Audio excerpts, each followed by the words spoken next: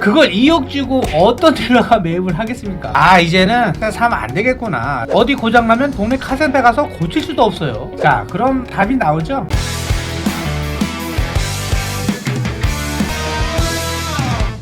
저희 세일카에서 중고차 구매하시면 모든 AS 완벽히 철저히 해드리겠습니다. 또한 허위 매물 근절을 위한 컨텐츠를 통해 깨끗한 중고차 시장을 만들기 위해 노력하겠습니다. 구독, 좋아요, 알림 설정 꾹 눌러주세요.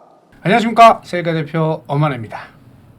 자, 오늘도 악질 허위 딜러놈들 때려잡는 것만큼 시원하고 유익한 중고차 정보 컨텐츠로 찾아왔습니다. 저희 세일카 채널을 쭉 관심있게 시청해주신 분들은 최근에 제가 매입한 Z4 영상을 보셨을 겁니다. 다 보셨죠? 딜러들은 이렇게 좋은 차량들만 매입하려고 합니다. 이유는 바로 팔리기 때문이겠죠. 좋은 차들은 딜러들 간의 경쟁이 정말 치열합니다. 조금이라도 더 주고 가져오게 되는 것이죠. 인기 없고 팔리지도 않는 차 제가 막 사드렸으면 저희 세일카도 금방 문 닫았을 겁니다. 망했을 거예요. 이렇게 중고차 딜러들도 매입하기 꺼려하는 차들이 분명히 있거든요. 간단합니다. 고객분들께 잘 안 팔릴 것 같은 차는 딜러들도 잘 매입하지 않습니다. 자, 예를 들어 일단 차를 사서 매장에 세워두면 조금씩 손해를 볼 수밖에 없는 구조거든요. 뭐 주차비, 관리비, 세차비, 캐피탈이자. 여기서 캐피탈이자는 그 매입한 딜러가 돈이 없으면 어쩔 수 없이 캐피탈로 대출을 받아서 매입하는 구조입니다. 그러면 당연히 거기에 합당한 이자를 내야 되겠죠. 그리고 이 대기시간, 차를 매입하고 이 팔리는 동안에 이 구간을 말씀해 드리는 겁니다. 물론 뭐 바로 팔리면 당연히 돈을 벌겠죠. 그러나 현실은 냉혹합니다. 지금처럼 비수기일 때에는 손해가 정말 이만저만이 아닙니다. 저희 직원들 얘기를 들어보면 뭐 최소 3천에서 4천만 원 정도 그 몇 달 사이에 감가가 된다고 하더라고요. 자, 그럼 답이 나오죠? 딜러들이 매입하기 꺼려지는 차는 뭐다? 손님들한테 인기가 없는 차다. 그럼 대체 어떤 차들이 이 중고차 딜러들 고개를 절레절레 접게 만드는지, 한숨이 팍 나오면서 깊은 고민에 빠지게 만드는지 바로 알려드리겠습니다.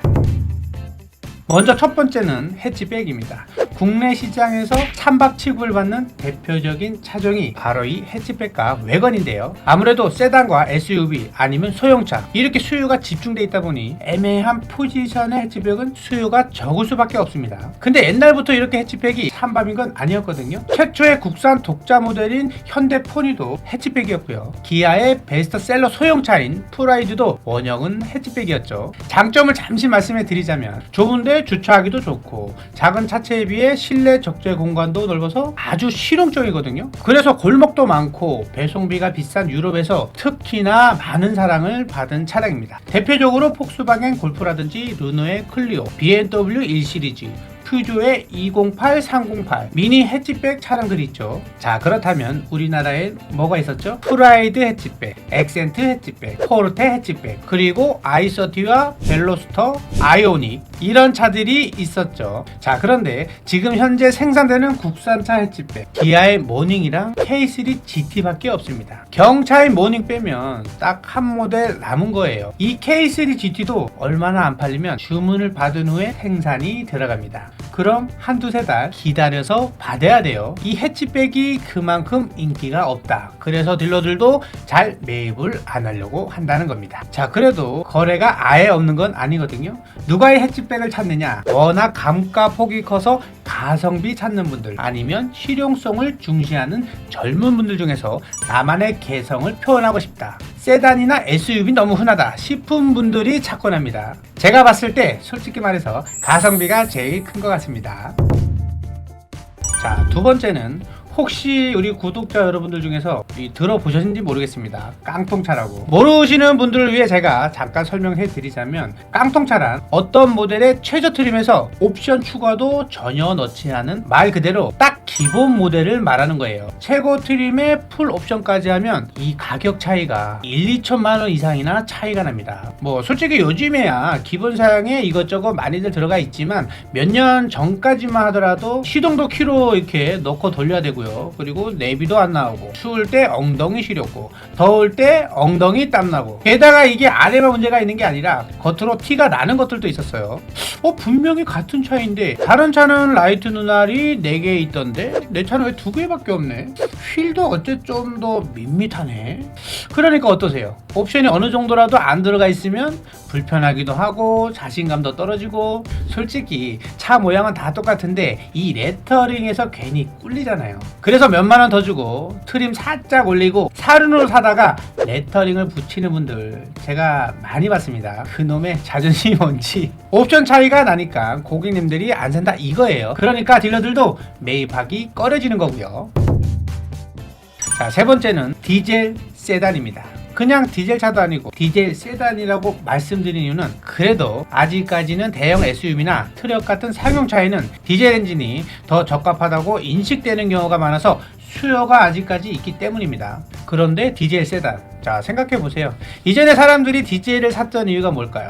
연비가 좋고 토크가 높아서 힘이 세다 이거였죠. 그런 장점들 때문에 좀 더 떨리고 시끄러우고 감안하자 라고 생각들 하셨을 텐데, 솔직히 이제 경유가 휘발유보다 많이 저렴했던 것도 옛날이고, 작년에는 오히려 잠깐 역정된 적도 있었습니다. 이제 하이브리드나 전기차 모델도 많이 나오다 보니까 연비를 생각한다면 디젤로 갈 이유가 없어진 겁니다. 자, 여기서 결정타를 먹인 게 아무래도 재작년에 이 요소수 사태가 아닐까 생각이 드는데요.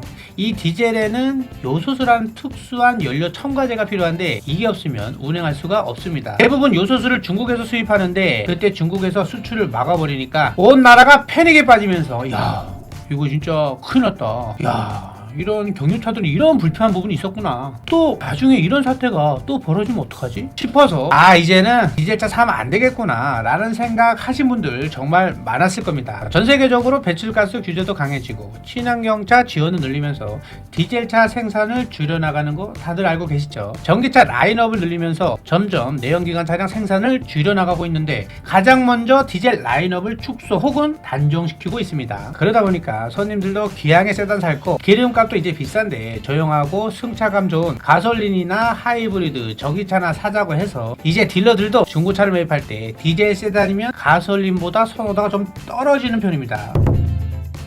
자, 네 번째, 여성분들이 선호하시는 차종인데 주행거리가 10만 킬로 넘는 차들입니다. 자, 여성분들이 좋아하는 차 어떤 차량들이 있을까요? 대표적으로 유명한 미니가 있겠고요. 국산 차종으로는 쌍용 티볼리와 현대 코나, 현대 코나가 있겠죠. 너무 크지 않은 아기자기한 차량들이죠. 여기에 미래 캐스퍼 정도가 추가될 수 있겠네요. 근데 이 캐스퍼는 2년 전에 출시가 됐으니까 지금 10만 킬로 탄 캐스퍼가 있다? 그러면 뭔가가 좀 이상하겠죠. 왜 이런 차량들을 매입할 때 고민을 하느냐? 아무래도 중고차 시장의 주된 고객들인 남성분들은 주행거리가 10만이 넘어가도 그냥 소모품 교환하면서 관리 잘하고 타면 충분히 가성비 있는 선택이 될 수 있다는 걸 아시는데, 이 여성분들은 대체적으로 차에 대한 정보가 조금 부족하시다 보니까 10만 킬로 탔다 그러면 이제 금방 퍼지는 거 아니야? 안돼, 너무 위험해, 이런 반응들이 대부분입니다. 아무래도 옆에서 애인이나 남편분들이 설득을 해도 쉽지가 않아요. 자, 그래서 결국엔 사장님 가격 조금 더 높여서 괜찮은 차, 키로수 더 짧은 차 보여주세요, 이렇게 되는 경우 제가 정말 많이 봤습니다. 자, 이런 이유 때문에 10만 킬로 넘은 차량들은 딜러들도 매입할 때 좀 더 생각을 해봅니다. 이외에도 딜러들이 매입을 꺼리는 다양한 요소들이 더 있는데요. 색상이나 튜닝 이런 얘기들 혹시 많이 들어들 보셨죠? 몇 억짜리 슈퍼카들이야 오히려 튀어야 되니까 상관이 없지만 보통은 검정색, 흰색, 회색 같은 무채색 차량들을 선호하시기 때문에 파랗고 노랗고 알록달록 이 화려한 색상 차량들은 딜러들이 매입하기를 좀 꺼려하고 그만큼 감가의 요인이 됩니다. 대충 시세보다 100만원 이상이나 차이가 납니다. 자, 우리 직장인 여러분들도 저희 세일카 영상 많이들 보고 계실 텐데, 자, 예를 들어 구두라든지 서류 가방, 자, 이런 거를 당근에 판다고 생각을 해보세요. 까만 구두, 빨간 구두. 자, 여기서 뭐가 더 금방 팔리겠어요? 그거 빨간 구두 사는 사람들은 모르긴 몰라도 평범한 일을 하시는 분들은 아닐 것 같습니다. 자, 튜닝도 이제 어느 정도 취향이 덜 타는 무난한 튜닝은 딜러들이 감안하고 매입을 합니다. 글쎄요, 여기서 뭐가 있을까요? 무광 필름으로 랩핑을 한다거나 파데일로 바꿔 낀다거나 하는 거겠죠. 내부에는 스피커 아니면 앰비언트 라이트 요 정도 추가 정도. 어디 놀이동산에 나와 나올 법하게 뭐 외관을 기괴하게 꾸민다든지 막 만화에서 나오는 우주선처럼 여기저기 뭐 날개 달고 여기 더듬이 달고 뭐 불빛 나오고 그 구글에 한번 쳐보시면 됩니다. 이거 다 나와요. 물론 우리 직원이 영상 띄우겠지만 튜닝 차들 중에서 이런 차들도 있었어요. 마티즈 컴포터블, 뭐 아라리, 아방쇠, 에쿠스 오프로드, 마티즈 우라칸, 뭐 소우디. 제가 그거 보고 한참 웃었습니다. 2300년 자동차처럼 홀로그램 무지개 래핑을 한다거나, 야, 이런 차들 솔직히 어느 딜러가 매입을 하겠습니까? 솔직히 이런 차량들 매입을 한다고 해도 튜닝에 들어간 비용만큼 받을 수 있는 것도 아닙니다. 혹시 인터넷에서 2억짜리 마티즈 보신 분 있으세요? 그걸 2억 주고 어떤 딜러가 매입을 하겠습니까? 어디 고장나면 동네 카센터 가서 고칠 수도 없어요. 흔히 말하는 양가처럼 보이는 튜닝은 원상복구 비용까지 계산을 해야 합니다. 또 이 신형 모델 나오기 직전 연식의 구형 모델, 그러니까 구형 끝물, 이 끝물 연식의 차량들도 매입할 때 조금씩 더 고민을 해야 되는 부분이죠. 자, 쉽게 얘기해서 이 소렌토로 예를 들어 보겠습니다. 이 소렌토 차량 2020년 3세대 페리 모델이 4세대로 풀 체인지 됐어요. 자, 그럼 이 3세대 20년식 소렌토 매입을 해야 한다. 같은 20년식 4세대 소렌토가 각지고 예쁘게 딱 잘 나왔는데, 자, 그렇다고 해서 가격 차이가 막 그렇게 나는 것도 아니에요. 요거 솔직히 좀 고민을 해봐야 되는 부분입니다. 자, 우리 고객님들 입장에서 같은 연식이면 신형 디자인이 더 눈길이 가지 않을까요? 풀 체인지된 모델의 디자인이 너무 호평받는 차량이 아닌 이상 뭐 세단 차량이든 SUV든 다 해당되는 내용입니다. 자, 이렇게 중고차 딜러들도 차량을 매입할 때 한 번쯤 더 고민하게 만드는 유형들을 말씀드렸는데요. 바꿔 말하면 우리 구독자 여러분들이 차량을 구매하실 때에도 대중적으로 인기가 있는 무난한 세단이나 SUV를 무채색 차량으로 사서 어느 정도의 필수적인 옵션만 넣어주시고 순정으로 관리만 잘 하면서 타면 나중에 중고차로 대팔 때 가장 만족스러운 금액을 받을 수 있습니다. 이거 정말 꿀팁이에요. 자, 이 점 잘 기억해 주시길 다시 한번 당부해드립니다.